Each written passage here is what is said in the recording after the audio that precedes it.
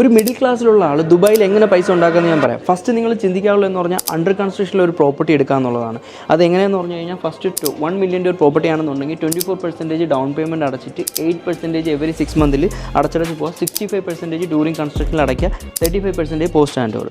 So ഇത് ഞാൻ എല്ലാ വീഡിയോയിലും പറയുന്നതാണല്ലോ. ഇതെന്താണ് ഇത്ര ഇമ്പോർട്ടൻറ്റ്? ഞാൻ ഒരു കാര്യം പറഞ്ഞുതരാം. നമ്മൾ ഉണ്ടാക്കുന്ന പൈസ എന്ന് പറഞ്ഞു കഴിഞ്ഞാൽ എന്തിലെങ്കിലോട്ടും മാറ്റി ഇട്ട് പോയില്ല എന്നുണ്ടെങ്കിൽ, ലൈക്ക് അണ്ടർ കൺസ്ട്രക്ഷനിൽ പ്രോപ്പർട്ടിയിൽ അല്ലെങ്കിൽ ഗോൾഡിൽ എന്തിലെങ്കിലും നമ്മളൊരു ഒരു ഒരു ഒരു ഒരു ഇൻവെസ്റ്റ്മെൻ്റ് ആയിട്ടുള്ള രീതിയിൽ മാറ്റി പോയില്ല എന്നുണ്ടെങ്കിൽ നമുക്ക് എൻഡ് ഓഫ് ദ ഡേ ഒന്നും ഉണ്ടാകാൻ പോകില്ല. കാര്യം ഞാൻ ഒരു ഉദാഹരണം പറഞ്ഞുതരാം. ഇപ്പോൾ എനിക്ക് 10,000 രൂപ ശമ്പളം ഉണ്ടെന്ന് വെച്ചോ. ഈ 10,000 രൂപ ശമ്പളത്തിൽ എനിക്ക് 5,000 രൂപ എന്ത് ചെയ്യാം? എനിക്ക് ട്രാവലിങ് അങ്ങനത്തെ കാര്യങ്ങൾ എല്ലാ കാര്യങ്ങളും സ്പെൻഡ് ചെയ്യാം, ഐഫോൺ മേടിക്കാം, ഒരുപാട് കാര്യങ്ങൾ ചെയ്യാം.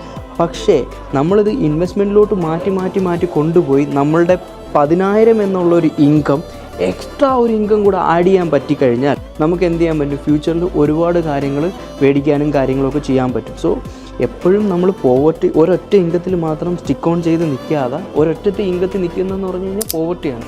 എപ്പോഴും നമ്മൾ പാസീവ് ഇൻകങ്ങൾ ഉണ്ടാക്കിക്കൊണ്ടിരിക്കുക. അതാണ് എൻ്റെ മെയിൻ പോയിൻറ്റ്.